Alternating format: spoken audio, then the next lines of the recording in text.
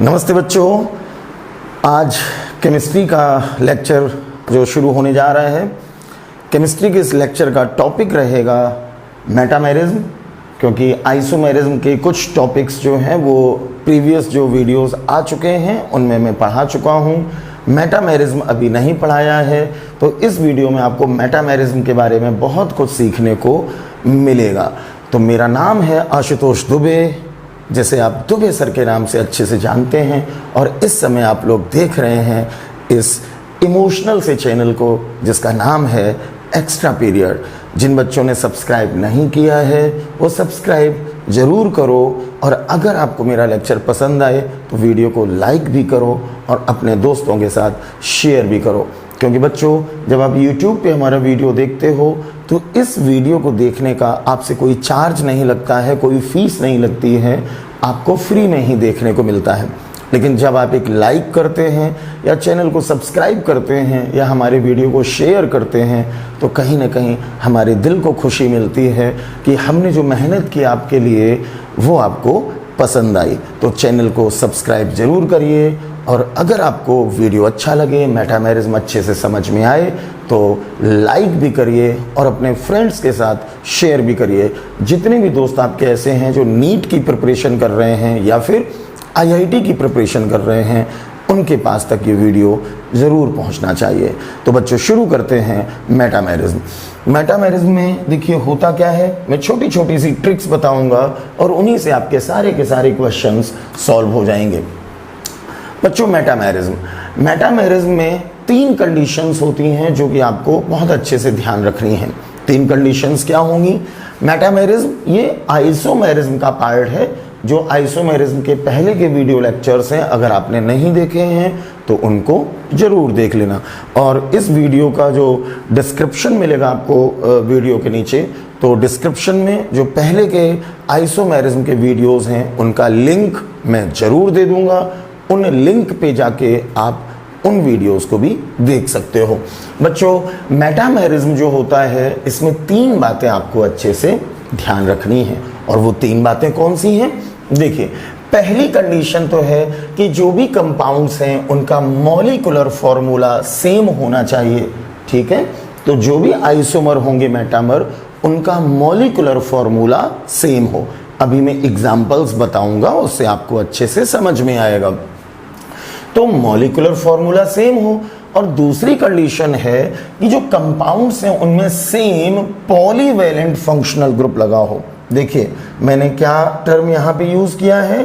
Same polyvalent functional group. ये polyvalent functional group क्या होते हैं अभी मैं आपको बस 2 मिनट में बताने जा रहा हूँ। ठीक है, कतई परेशान मत होइए, पूरा समझ में आएगा। तो सेम का मतलब बिल्कुल एक जैसे पॉलीवैलेंट फंक्शनल ग्रुप लगे हों। और तीसरी कंडीशन है कंपाउंड्स का IUPAC नेम डिफरेंट हो।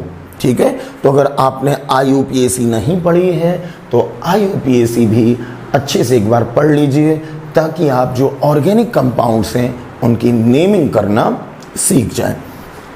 तो 3 कंडीशन आपको ध्यान रखनी है कि कंपाउंड्स का मॉलिक्यूलर फॉर्मूला सेम हो। ठीक, अब बच्चों, मेटामेरिज्म हो या कोई भी आइसोमेरिज्म हो, ये पॉइंट तो सब में होता है कि molecular formula of compounds should be same. तो इसको आप चाहे याद रखो या याद ना रखो, कोई भी आइसोमेरिज्म अगर है तो जितनी भी आइसोमर होते हैं, आइसोमेरिज्म कोई भी हो, चाहे चेन आइसोमेरिज्म हो, पोजीशन हो, मेटामेरिज्म हो, टॉटोमेरिज्म हो, फंक्शनल हो, ज्योमेट्रिकल हो, ऑप्टिकल हो, कोई भी आइसोमेरिज्म हो, मॉलिक्यूलर फॉर्मूला क्या रहना चाहिए? सेम रहना चाहिए सारी आइसोमेरिज्म में। ठीक है बच्चों, तो मॉलिक्यूलर फॉर्मूला सेम रहना चाहिए। Same polyvalent functional group, polyvalent functional group भी सेम रहना चाहिए। जैसे मान लो 3 कंपाउंड हैं, 1 2 3, तो तीनों में ही फंक्शनल ग्रुप सेम होना चाहिए। जो फंक्शनल ग्रुप इस कंपाउंड में है वही इसमें हो और वही इसमें हो। तो हर कंपाउंड में फंक्शनल ग्रुप भी सेम हो, लेकिन ये functional group polyvalent functional group हो। अभी मैं इनके एग्जांपल्स आपको बताने जा रहा हूं। इसके बाद कंपाउंड्स का IUPAC नेम डिफरेंट हो। तो उन कंपाउंड्स का जब आप IUPAC नेम लिखोगे तो वो नाम डिफरेंट डिफरेंट आना चाहिए।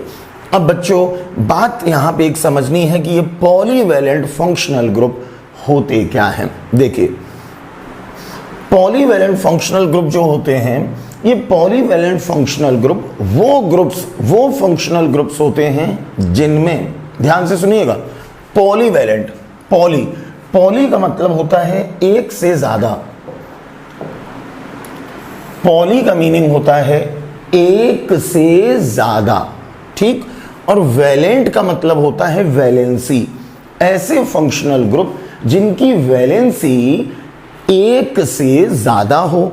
अब एक से ज्यादा वैलेंसी दो भी हो सकती है, एक से ज्यादा वैलेंसी तीन भी हो सकती है, एक से ज्यादा वैलेंसी चार भी हो सकती है। तो एक से ज्यादा वैलेंसी जिनकी होती है वो होते हैं पॉलीवैलेंट फंक्शनल ग्रुप। अब आप पहचानोगे कैसे कि एक से ज्यादा वैलेंसी है या फिर नहीं है? तो बच्चों पहचानने का तरीका बहुत आसान है। देखो ये आपको रटने नहीं है, बस समझने हैं। पॉलीवैलेंट फंक्शनल ग्रुप कैसे समझोगे? तो इसको समझने के लिए आप बड़ी एक सिंपल सी बात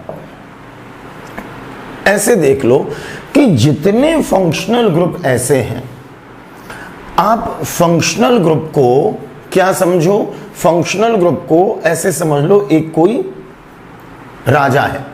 जो फंक्शनल ग्रुप है वो हमने मान लिया राजा, ठीक। और ये जो आइसोमेरिज्म है, इसमें जो राजा है उसके पास एक से ज्यादा रानियां हों। बात सुनना अच्छे से। देखिए हम लोग जो टॉपिक पढ़ रहे हैं, इस टॉपिक का नाम है मेटामेरिज्म। तो मेटामेरिज्म को आप ऐसे समझ सकते हो कि ये मेटामेरिज्म जो है वो एम से ऐसे समझ लिया कि ये मेटामेरिज्म एक महाराज है। महाराज मतलब एक राजा, जो पहले राजा महाराजा होते थे, ठीक। तो ये एक महाराजा है, और जो महाराजा होते थे पहले, राजा महाराजा, ज्यादातर की एक से ज्यादा रानियां होती थी। किसी की 2 रानियां थी, किसी की 3 थी, ठीक है। कुछ तो किस्से ऐसे हैं कि 100 रानियां थी।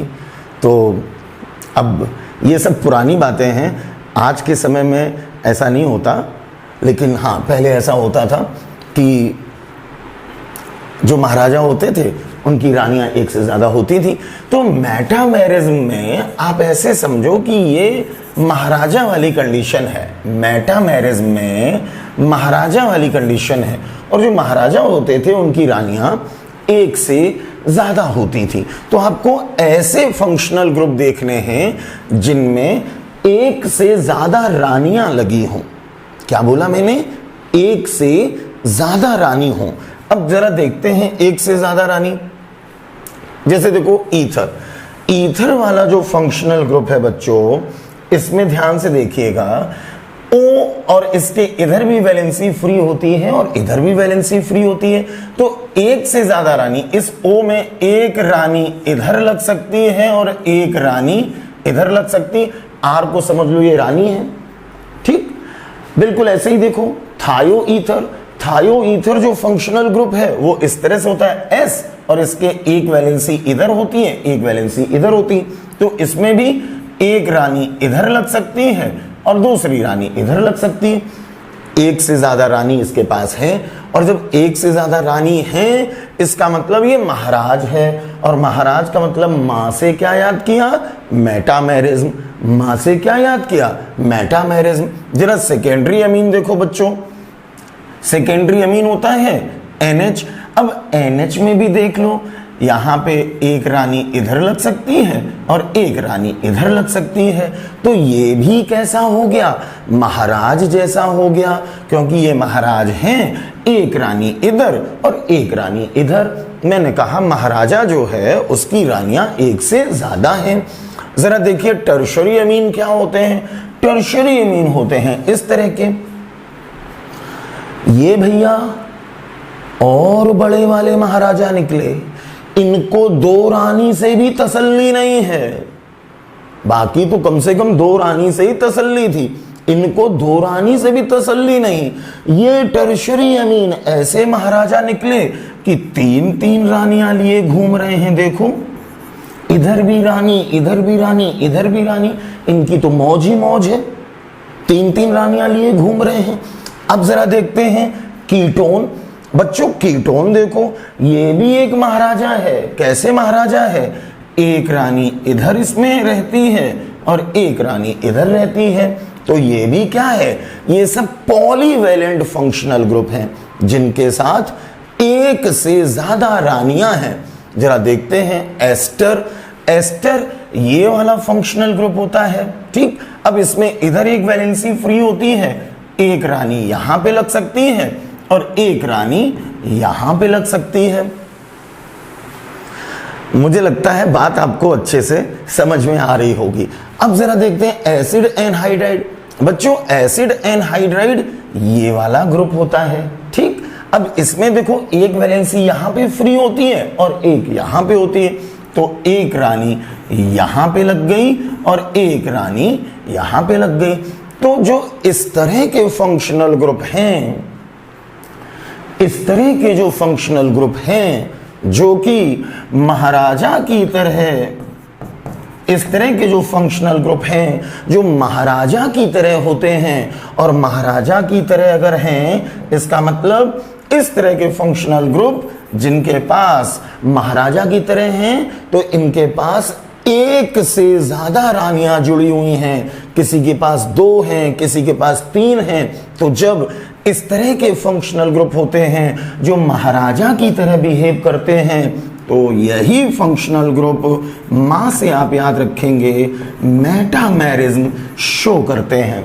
क्लियर? तो यहां पे मेटामेरिज्म ये लोग शो करेंगे। तो फंक्शनल ग्रुप आपको समझ में आ गए। पॉलीवैलेंट फंक्शनल ग्रुप होते कौन से हैं? पॉली का मतलब होता है एक से ज्यादा और वैलेंट का मतलब होता है वैलेंसी। जिनकी वैलेंसी एक से ज्यादा है उनको हम बोलेंगे पॉलीवैलेंट फंक्शनल ग्रुप। और इसको याद कैसे रखना था? याद रखना था ऐसे फंक्शनल ग्रुप जो किसी महाराजा की तरह हैं, और जब महाराजा की तरह हैं इसका मतलब इनके पास एक से ज्यादा रानियां हैं, तो इन्हीं को हम मेटामेरिज्म के एग्जाम्पल में शामिल करेंगे। ठीक है, अब बच्चों जरा कुछ एग्जाम्पल्स भी देख लेते हैं कैसे पहचानेंगे मेटामेरिज्म। तो जो कंडीशंस थी जरा वापस उन कंडीशंस पे आते हैं। मेटामेरिज्म में मैंने कहा आपको तीन बातें याद रखनी है। पहली बात, मेटामेरिज्म तब होती है जब सपोज करो चार कंपाउंड्स हैं और अगर वो मेटामेरिज्म के एग्जाम्पल हैं, तो 1 2 3 4 इन चारों कंपाउंड्स का मॉलिक्यूलर फॉर्मूला सेम होगा। ठीक, मॉलिक्यूलर फॉर्मूला चारों का होगा सेम। दूसरी कंडीशन ये है कि इन चारों में सेम पॉलीवैलेंट फंक्शनल ग्रुप लगा होगा। सेम पॉलीवैलेंट फंक्शनल ग्रुप का मतलब ये है बच्चों, सेम मतलब जैसे ईथर, ये पॉलीवैलेंट फंक्शनल ग्रुप होता है।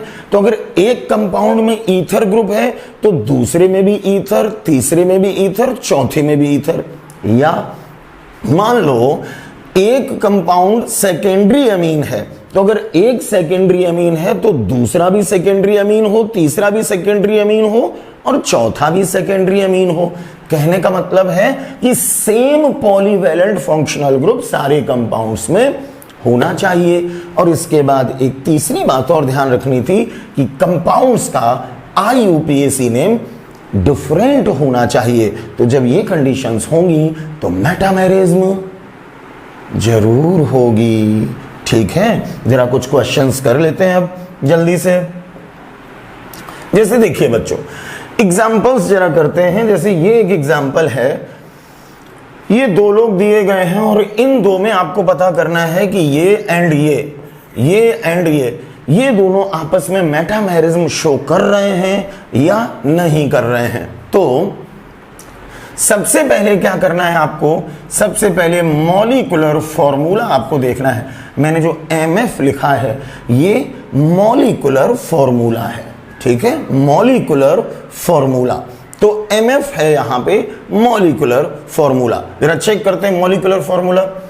मॉलिक्यूलर फॉर्मूला पता कैसे चलता है? जो सिमिलर एटम हैं सबको काउंट करके एक साथ लिख दिया करो। जरा काउंट करते हैं। पहले कार्बन देखो कितने हैं, 1 2 3 4।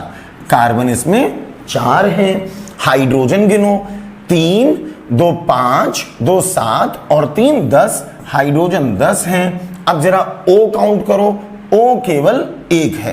तो मॉलिक्यूलर फॉर्मूला इसका आया C4H10O। जरा उसका मॉलिक्यूलर फॉर्मूला देखते हैं। इसका बच्चों मॉलिक्यूलर फॉर्मूला, कार्बन जरा काउंट करते हैं, 1 2 3 4। कार्बन है 4। हाइड्रोजन देखो, 3 2 5 2 7 और 3 10। हाइड्रोजन का नंबर है 10। अब जरा O काउंट करो, O है ये। पहली कंडीशन थी मॉलिक्यूलर फॉर्मूला सेम होना चाहिए। देखिए मॉलिक्यूलर फॉर्मूला दोनों का सेम है। ओके, अब केवल पहली कंडीशन से ही काम नहीं चलेगा, एक दूसरी कंडीशन भी थी कि कंपाउंड्स में सेम पॉलीवैलेंट फंक्शनल ग्रुप लगा होना चाहिए। जरा पॉलीवैलेंट फंक्शनल ग्रुप देखो लगा है कि नहीं, और वो सेम हो। इसमें ये देखो इतना, ये ईथर ग्रुप लगा हुआ है O, इसके आजू बाजू वैलेंसी फ्री है। इसमें भी देखो O लगा हुआ है और इसके आजू बाजू वैलेंसी फ्री है। O को मैंने पॉलीवैलेंट फंक्शनल ग्रुप में बताया है। ये देखो O, ईथर।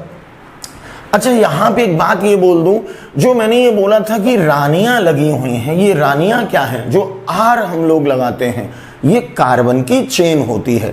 तो जिसको मैंने बोला था कि एक से ज्यादा रानियां हैं, मतलब एक से ज्यादा रानी हैं, वो जिसको मैंने R लिखा था, तो ऑर्गेनिक केमिस्ट्री में R का मतलब है कार्बन की एक चेन लगी होगी। ठीक, कार्बन की चेन लगी होगी। तो जहां जहां R है वहां वहां कार्बन की चेन होगी। तो O ये पॉलीवैलेंट फंक्शनल ग्रुप में आता है। और जब पॉलीवैलेंट फंक्शनल ग्रुप में आता है तो देखिए बच्चों, इसमें भी पॉलीवैलेंट फंक्शनल ग्रुप लगा है, इसमें भी लगा है, और दोनों में सेम लगा है। इसमें भी ईथर और इसमें भी ईथर। तो दूसरी कंडीशन भी पूरी हो गई कि polyvalent functional group, same polyvalent functional group दोनों में लगा है। अगली कंडीशन थी कि कंपाउंड्स का IUPAC नेम डिफरेंट होना चाहिए। इसका IUPAC नेम क्या होगा? इसका IUPAC नेम होगा इथॉक्सी ईथेन। IUPAC नेमिंग आप लोग एक बार पढ़ लेना अच्छे से, तो और भी क्लियर हो जाएगा ये। तो इसका IUPAC नेम है इथॉक्सी ईथेन, और इसका IUPAC नेम होगा मिथॉक्सी। एक कार्बन है मैथ, मिथॉक्सी, और इधर 1 2 3 कार्बन है, तो मिथॉक्सी प्रोपेन। तो इसका हो गया मिथॉक्सी प्रोपेन। मैंने जो कंडीशन बताई थी, चेक करो क्या सारी कंडीशंस पूरी हो रही हैं। मॉलिक्यूलर फॉर्मूला सेम आया, पॉलीवैलेंट फंक्शनल ग्रुप लगा है, और पॉलीवैलेंट फंक्शनल ग्रुप दोनों कंपाउंड में सेम होना चाहिए। तो देखो इसमें भी ईथर है और इसमें भी ईथर है। एक कंडीशन और थी कि कंपाउंड्स का IUPAC नेम डिफरेंट होना चाहिए। इसका है इथॉक्सी ईथेन, इसका है methoxy propane. IUPAC name different है, इसका मतलब ये दोनों कंपाउंड्स आपस में मेटामेरिज्म शो कर रहे हैं। क्लियर हुआ? अगर अभी भी नहीं हुआ तो कतई परेशान मत होइए, दूसरा एग्जाम्पल देखिए।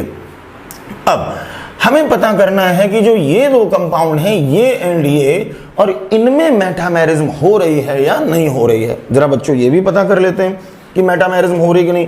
तो सबसे पहला काम मॉलिक्यूलर फॉर्मूला देखना है। तो मॉलिक्यूलर फॉर्मूला इसका देखिए, 1, पहले कार्बन काउंट कर रहा हूं मैं, 1 2 3 4 C4H देखिए कितने हैं, 3 2 5 2 7 और 3 10, H10 और एक लगा है S, C4H10S।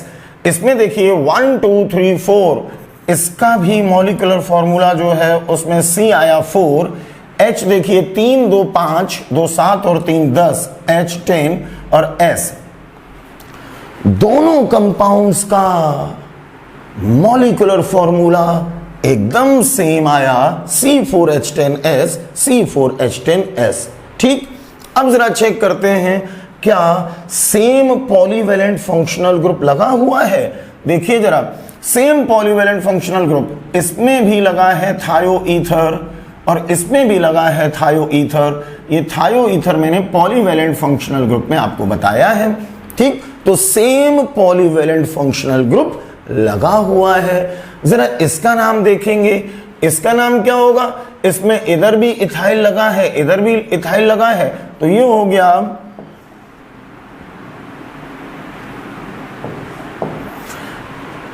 इसका नाम हो गया डाई इथाइल थायो ईथर, डाई इथाइल थायो ईथर।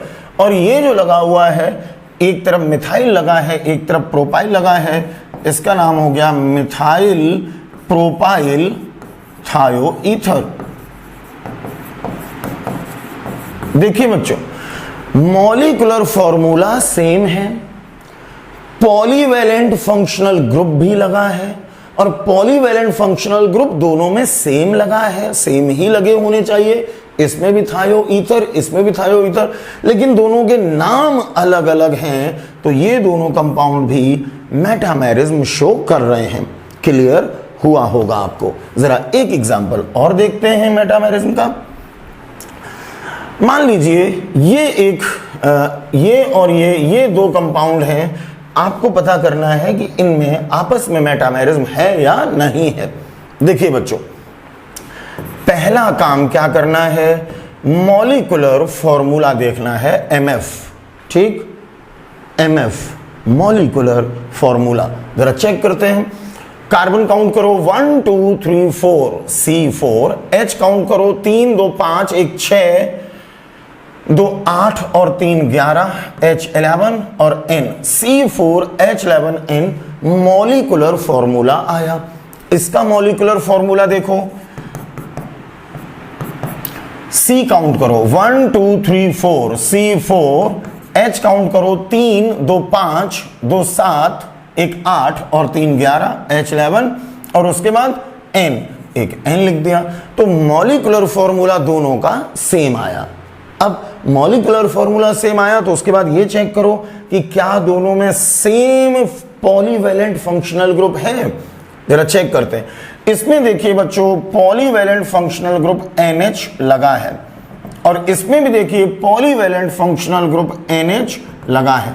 इसका मतलब दोनों में जो पॉलीवैलेंट फंक्शनल ग्रुप है वो सेम लगे हैं, इसमें भी NH और इसमें भी NH।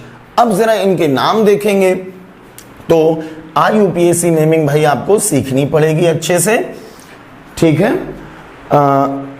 इसका जरा नाम देखते हैं। इसका नाम क्या होगा? इसका नाम होगा NH के साथ में 2 कार्बन लगे हैं, एक और एक 2, तो इसको बोल देंगे N और ये 2 कार्बन से बना H से बना इथाइल, ये बन गया N इथाइल। और इधर भी 2 कार्बन हैं, 2 से बना H और ये ऐसे लिखा जाता है इथेनामाइन। तो इस कंपाउंड का नाम हो गया N इथाइल इथेनामाइन। जरा इसका नाम देखते हैं। इसमें लगा हुआ CH3, एक कार्बन का मतलब बोलते हैं मैथ, तो N और उसके बाद एक कार्बन से मैथ से बना मिथाइल, N मिथाइल और उसके बाद 1 2 3 कार्बन इधर हैं, 3 से बना प्रोप और प्रोप से बना प्रोपेनामाइन। ये नाम लिखने का तरीका होता है। मॉलिक्यूलर फॉर्मूला दोनों का एकदम सेम है, पॉलीवैलेंट फंक्शनल ग्रुप भी सेम है, लेकिन IUPAC नेम इसका अलग है और इसका अलग है। तो ये दोनों एग्जाम्पल भी आपस में मेटामेरिज्म को शो कर रहे हैं। समझ में आ रहा है ना अच्छे से? ठीक, केवल 3 कंडीशन बताई हैं। कौन कौन सी? पहली कंडीशन, कंपाउंड्स का मॉलिक्यूलर फॉर्मूला सेम हो। दूसरी कंडीशन, कंपाउंड्स में सेम पॉलीवैलेंट फंक्शनल ग्रुप लगा हो। और तीसरी कंडीशन, कंपाउंड्स का IUPAC नेम डिफरेंट हो। बस यही 3 कंडीशन लगा देना, आंसर आपको मिल जाएगा। ठीक, जरा अगला एग्जांपल देखते हैं भाई।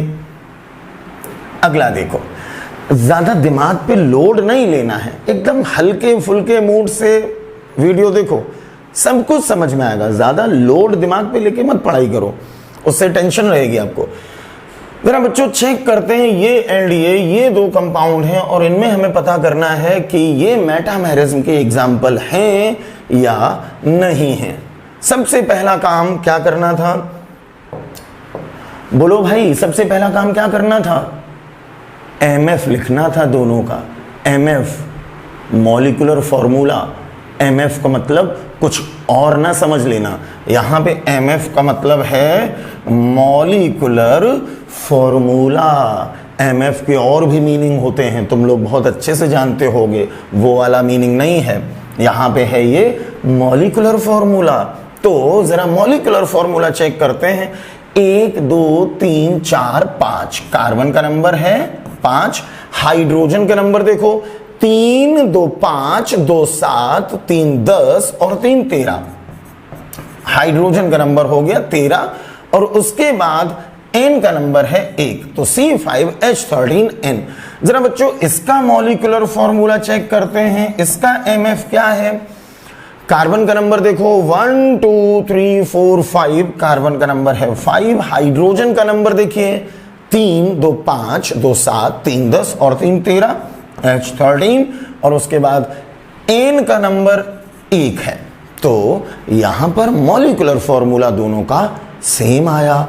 अब जरा चेक करो कि क्या दोनों में सेम पॉलीवैलेंट फंक्शनल ग्रुप है? भैया बिल्कुल है। देखो इसमें भी पॉलीवैलेंट फंक्शनल ग्रुप लगा है टर्शरी एमीन, और इसमें भी पॉलीवैलेंट फंक्शनल ग्रुप लगा हुआ है टर्शरी एमीन। ठीक, तो सेम पॉलीवैलेंट फंक्शनल ग्रुप भी लगा है। अब जरा इनका IUPAC नेम देख लो। इसका IUPAC नेम हो जाएगा, N के साथ लगा है मिथाइल मिथाइल, ये मिथाइल मिथाइल दो लगे हैं, मतलब N, N डाई मिथाइल।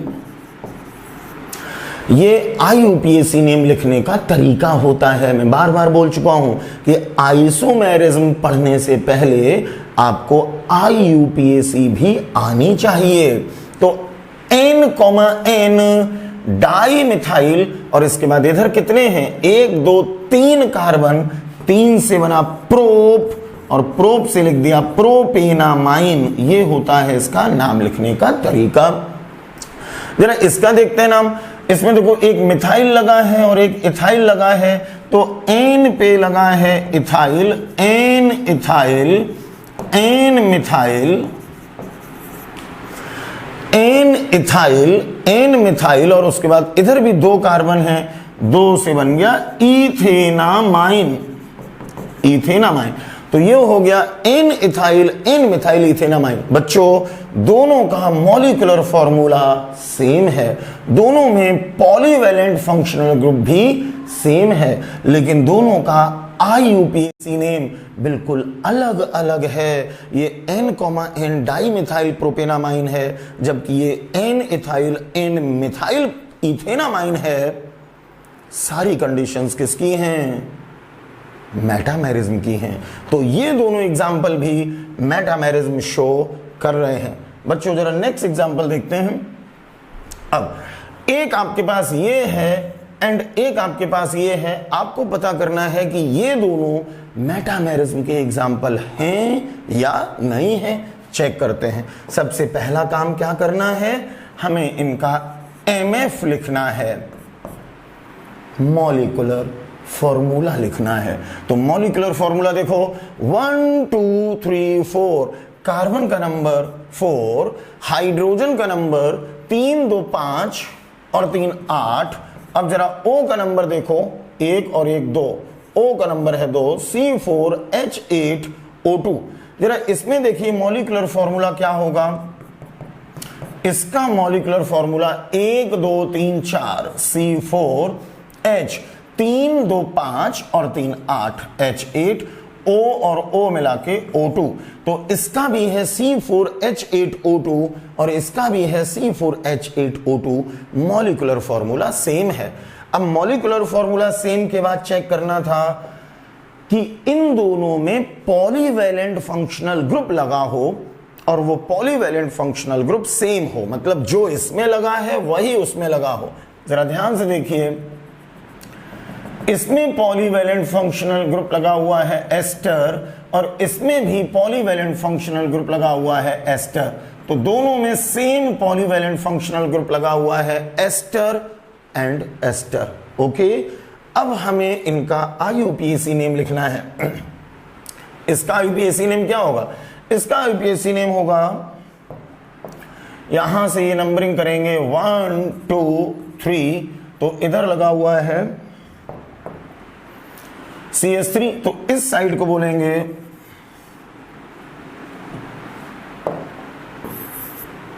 पहले मैं दोनों में नंबरिंग करके आपको लिखे दे रहा हूं। देखो बच्चों, थोड़ा सा इसके IUPAC देखना। जब IUPAC एस्टर की करते हैं तो जो C डबल बॉन्ड है, थोड़ा सा यहां पे समझाए दे रहा हूं क्योंकि हो सकता है कुछ बच्चों को IUPAC ना आती हो तो उन्हें समझने में थोड़ी सी दिक्कत आ जाए। तो बच्चों यहां पे क्या किया जाता है, जो C डबल बॉन्ड वाला कार्बन है इस पे 1 2 3 ऐसे लिखा जाता है। जैसे इस वाले में क्या करेंगे, इसमें भी जो C डबल बॉन्ड वाला कार्बन है इस पे 1 लिखेंगे और यहां पे 2 लिखेंगे। ठीक, इतना करने के बाद इनकी थोड़ी सी IUPAC बता दे रहा हूं, वैसे आप IUPAC एक बार अच्छे से पढ़ लो। ठीक, अब आपको इसका नाम लिखना है, तो नाम लिखना है तो यहां पे जितने कार्बन लगे होते हैं उनको ऐसे लिख देते हैं। यहां पे एक कार्बन है तो एक कार्बन के लिए यहां पे लिख देंगे, एक से बनता मैथ और मैथ से लिखा जाएगा ये पूरा मिथाइल, इसको हमने लिख दिया मिथाइल। और यहां पे 1 2 3 कार्बन है, 3 को बोलते हैं प्रोप और इसको ऐसे लिखेंगे प्रोपेनोएट, तो इसका IUPAC नेम है मिथाइल प्रोपेनोएट। जरा इसी मेथड से इसका नाम देखिए, यहां पे हैं 1 और 1 2 कार्बन, तो 2 से बना एथ और एथ से बना इथाइल, तो ये हो गया इथाइल। और उसके बाद इधर भी देखो 1 और 1 2 कार्बन हैं, 2 से बना एथ और पूरा नाम होगा इथेनोएट। ठीक, दोनों का मॉलिक्यूलर फॉर्मूला सेम है, दोनों में पॉलीवैलेंट फंक्शनल ग्रुप भी सेम है एस्टर एस्टर, लेकिन इसका IUPAC नेम है मिथाइल प्रोपेनोएट, इसका IUPAC नेम है इथाइल इथेनोएट। सारी की सारी कंडीशंस मेटामेरिज्म वाली यहां पे लागू हो रही हैं। इसका मतलब ये दोनों एग्जांपल्स भी आपस में मेटामेरिज्म शो कर रहे हैं।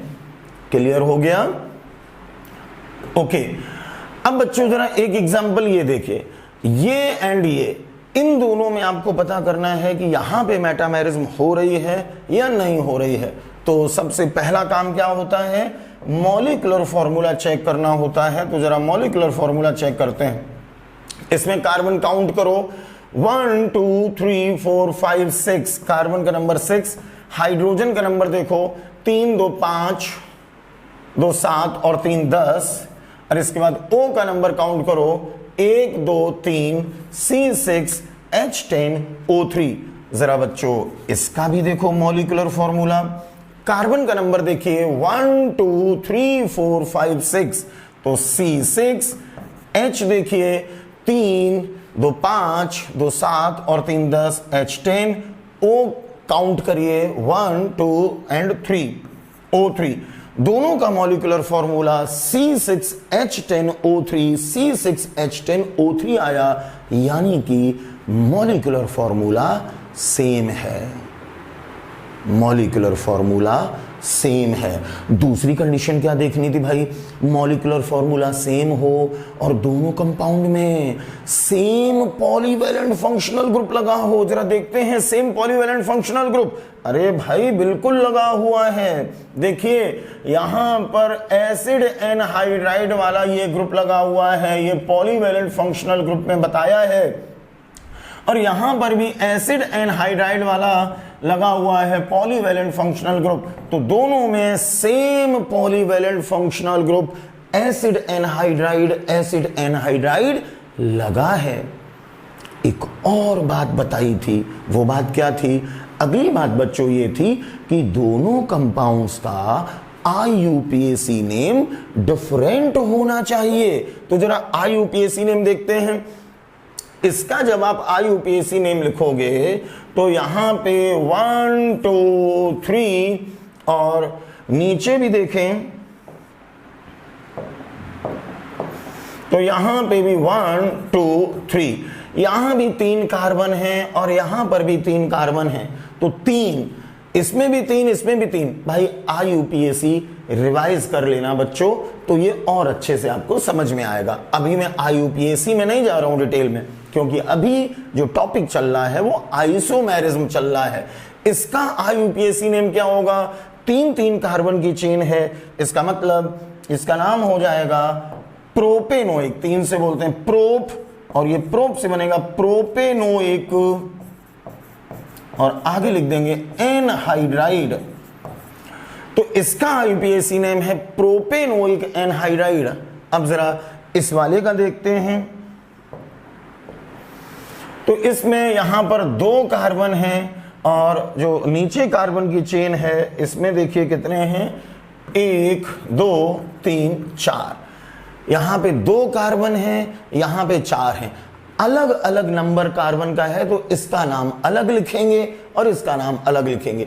2 से बना इथेनोइक और 4 से बना ब्यूटेनोइक, ये बना इथेनोइक और ये बना ब्यूटेनोइक। तो इसका IUPAC नेम हो गया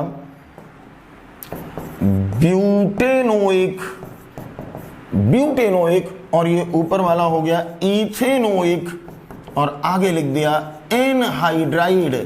तो ध्यान दीजिए, दोनों कंपाउंड्स का मॉलिक्यूलर फॉर्मूला सेम आया, C6H10O3 6H10O3। दोनों में पॉलीवैलेंट फंक्शनल ग्रुप भी सेम पॉलीवैलेंट फंक्शनल ग्रुप लगा है, लेकिन IUPAC नेम इसका है प्रोपेनोइक एनहाइड्राइड, लेकिन इसका है ब्यूटेनोइक इथेनोइक एनहाइड्राइड। इसका मतलब ये दोनों कंपाउंड्स भी आपस में मेटामेरिज्म शो कर रहे हैं। क्लियर? यार अब तो भाई समझ में आ गया होगा, इतने एग्जाम्पल करा दिए और अभी भी अगर आप नहीं समझ पा रहे हो तो फिर तो ये गलत बात है ना? क्योंकि इतने सारे एग्जाम्पल हो गए हैं तो अब अच्छे से बात समझ में आ गई होगी कि कंपाउंड्स का मॉलिक्यूलर फॉर्मूला सेम हो, कंपाउंड्स में पॉलीवैलेंट फंक्शनल ग्रुप लगा हो, और ये पॉलीवैलेंट फंक्शनल ग्रुप भी सेम हो दोनों कंपाउंड्स में या तीनों कंपाउंड्स में जितने दिए हैं, लेकिन इन कंपाउंड्स के IUPAC नेम डिफरेंट हो। इन 3 बातों की मदद से आप मेटामेरिज्म पता कर सकते थे। अब बच्चों जरा कुछ बातें अलग से हमें एक नोट में समझनी है। कुछ बातें ये समझनी है कि हो सकता है कि आपको देखने में ऐसा लगे कि चेन आइसोमेरिज्म है या पोजीशन आइसोमेरिज्म है। मेरी बात बहुत ध्यान से सुनना।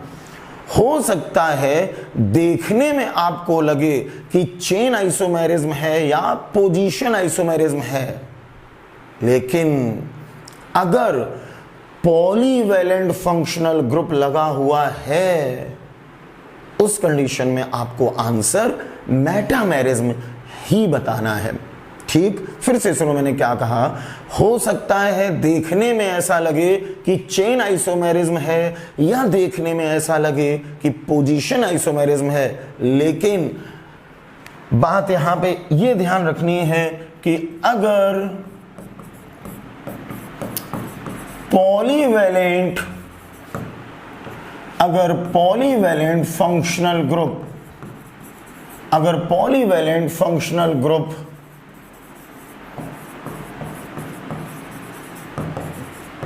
प्रेजेंट है, ठीक, तो आपको मेटामेरिज्म ही बताना है। अभी मैं इसके एग्जाम्पल बता रहा हूं, आपको बात मेरी समझ में आ जाएगी। जैसे देखिए जरा, ये 2 एग्जाम्पल हैं, इसमें एंड इसमें आपको पता करना है कि यहां पर कौन सी आइसोमेरिज्म है। बहुत ध्यान से बच्चों एग्जाम्पल देखना, कौन सी आइसोमेरिज्म है ये पता करना है। तो सबसे पहले तो मॉलिक्यूलर फॉर्मूला चेक करो सेम है या नहीं है, क्योंकि आइसोमेरिज्म तभी होती है जब मॉलिक्यूलर फॉर्मूला सेम हो। आइसोमेरिज्म कोई भी हो, चाहे chain, position, functional, metamerism, tautomerism, geometrical, optical, कोई भी आइसोमेरिज्म हो, एमएफ हमेशा सेम रहेगा। ठीक है, मॉलिक्यूलर फॉर्मूला सेम रहेगा। तो जरा इसका मॉलिक्यूलर फॉर्मूला देखते हैं। 1 2 3 4 5 C5।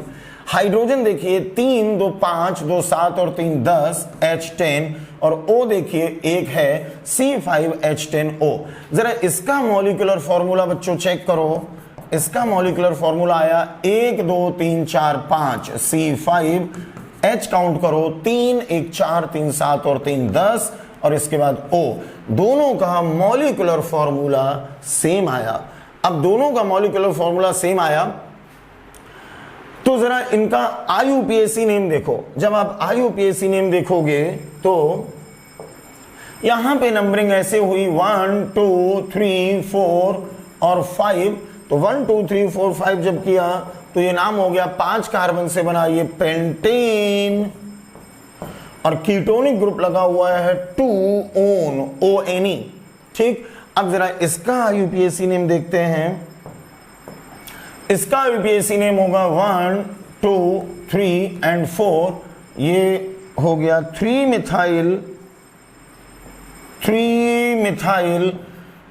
मिथाइल, और उसके बाद 4 कार्बन की चेन से बना ब्यूटेन। 2 पे कीटोनिक ग्रुप लगा हुआ है 2 ध्यान से देखिए, दोनों का मॉलिक्यूलर फॉर्मूला सेम है। दोनों का मॉलिक्यूलर फॉर्मूला सेम है। इसमें जो फंक्शनल ग्रुप है कीटोन, ये फंक्शनल ग्रुप लगा हुआ है लोकेंट 2 पर, जबकि इसमें जो फंक्शनल ग्रुप है कीटोन ये भी लगा हुआ है लोकेंट 2 पर। ठीक, तो फंक्शनल ग्रुप का लोकेंट दोनों में सेम है। अब जरा देखते हैं मेन चेन। इसमें जो मेन चेन है, टोटल चेन 1 2 3 4 5 कार्बन की है, और इसमें 1 2 3 4 जो मेन चेन है हमारी वो 4 कार्बन की है। और आपने अगर पीछे के वीडियोस देखे हैं, चेन आइसोमेरिज्म आपने पढ़ी है, तो आपको अच्छे से पता होगा कि अगर जो मेन चेन है उसका साइज छोटा बड़ा हो रहा है तो इसको चेन आइसोमेरिज्म बोलते हैं। तो देखने में आपको ऐसा लग रहा है कि 1 2 3 4 5, इसमें 5 कार्बन की चेन है, और इसमें 1 2 3 4 कार्बन की चेन है। चेन छोटी बड़ी हो रही है तो आप यहां पे चेन आइसोमेरिज्म बता सकते हो, लेकिन चेन आइसोमेरिज्म नहीं बताना है। बच्चों, जब पॉलीवैलेंट फंक्शनल ग्रुप लगा हो, ध्यान दो जरा, यहां पे polyvalent functional group, ketonic group, ये पॉलीवैलेंट फंक्शनल ग्रुप होता है। पॉलीवैलेंट फंक्शनल ग्रुप अगर लगा हुआ है तो ऐसी कंडीशन में आंसर मेटामेरिज्म ही बताना होता है। तो आपकी प्रायोरिटी रहेगी इस क्वेश्चन में कि जिस ऑप्शन में लिखा मिले मेटामेरिज्म, उसी ऑप्शन पे टिक करना है, उसको सही आंसर बताना है। क्योंकि मैंने अभी थोड़ी देर पहले बोला था, हो सकता है कि देखने में लगे चेन आइसोमेरिज्म है, या हो सकता है देखने में लगे कि पोजीशन आइसोमेरिज्म है, लेकिन अगर पॉलीवैलेंट फंक्शनल ग्रुप लगा हुआ है, दोनों में सेम पॉलीवैलेंट फंक्शनल ग्रुप लगा हुआ है, तो ऐसी आइसोमेरिज्म का नाम हमेशा मेटामेरिज्म बताना है। अब मान लो, सपोज करो क्वेश्चन में किसी भी ऑप्शन में मेटामेरिज्म ना लिखा हो, ध्यान से सुनना, किसी भी ऑप्शन में अगर मेटामेरिज्म ना लिखा हुआ हो, उस कंडीशन में अगर मेटामेरिज्म ना लिखा हो, ध्यान दो इस बात पे भैया, किसी भी ऑप्शन में मेटामेरिज्म ना लिखा हो, उस कंडीशन में इन दोनों एग्जाम्पल्स को चेन आइसोमेरिज्म का एग्जाम्पल आप मान सकते हो।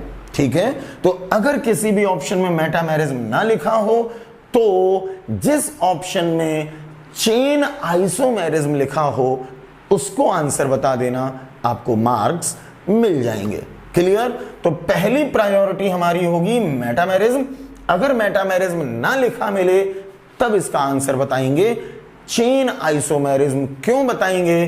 क्योंकि जो मेन चेन है उसका साइज छोटा बड़ा हो रहा है। इसमें मेन चेन में 5 कार्बन हैं, इसमें मेन चेन में 4 कार्बन है। लेकिन पहले आपको आंसर मेटामेरिज्म ही बताना है, ये ना हो किसी भी ऑप्शन में तब बताना है चेन आइसोमेरिज्म। बच्चों एक लास्ट एग्जांपल और देखेंगे। ये 2 कंपाउंड है, ये एंड ये, और आपको इनमें पता करना है कि यहां पे कौन सी आइसोमेरिज्म आपको बतानी है। ठीक, तो देखो जरा ध्यान से। सबसे पहले दोनों का मॉलिक्यूलर फॉर्मूला चेक करो। तो मॉलिक्यूलर फॉर्मूला 1 2 3 4 5 C5 H देखो 3 2 5 2 7 और 3 10 H10 और O का नंबर 1 है C5H10O। यहां पे देखिए 1 2 3 4 5 C5H 3 2 5 2 7 और 3 10 H10 और 1 O। मॉलिक्यूलर फॉर्मूला दोनों का सेम आया। ये लास्ट एग्जांपल है, ये मॉलिक्यूलर फॉर्मूला दोनों का सेम है। ठीक, अब जरा मॉलिक्यूलर फॉर्मूला सेम है तो इनमें जरा IUPAC नेम देखो इनके क्या होंगे। IUPAC नेम के लिए जरा नंबरिंग कर लेते हैं 1 2 3 4 और 5। इसका IUPAC नेम होगा पेंटेन 2-on। 2 पे कीटोनिक ग्रुप लगा है, 5 कार्बन की चेन थी तो पेंटेन 2 पे लगा है ओन। इसका IUPAC नेम देखते हैं 1 2 3 4 5। इसका होगा पेंटेन 3 पे कीटोनिक ग्रुप है तो 3-on। ठीक बच्चों जरा ध्यान दो, मॉलिक्यूलर फॉर्मूला दोनों का सेम है। इसमें फंक्शनल ग्रुप जो लगा हुआ है, ये फंक्शनल ग्रुप लगा हुआ है 2 पोजीशन पर, जबकि इसमें फंक्शनल ग्रुप लगा हुआ है 3 पोजीशन पर। यहां पे पोजीशन है फंक्शनल ग्रुप की 2, यहां पे पोजीशन है 3। तो देखने में आपको ऐसा लग रहा है कि ये दोनों पोजीशन आइसोमेरिज्म के एग्जाम्पल हैं, क्योंकि पोजीशन आइसोमेरिज्म में क्या होता था, फंक्शनल ग्रुप की पोजीशन डिफरेंट आती थी। ठीक, अगर आपने पोजीशन आइसोमेरिज्म नहीं पढ़ी है तो इसी वीडियो का नीचे डिस्क्रिप्शन देखिए, उसमें पोजीशन आइसोमेरिज्म का जो वीडियो था उसका लिंक मैंने दे दिया है। वहां पे आप क्लिक करके पोजीशन आइसोमेरिज्म एक बार पढ़ लीजिए। और अगर चेन आइसोमेरिज्म भी अभी नहीं पढ़ा है तो लिंक में, डिस्क्रिप्शन में जो लिंक है उसमें आपको चेन आइसोमेरिज्म का लिंक भी मिलेगा, उसको भी आप पढ़ सकते हैं।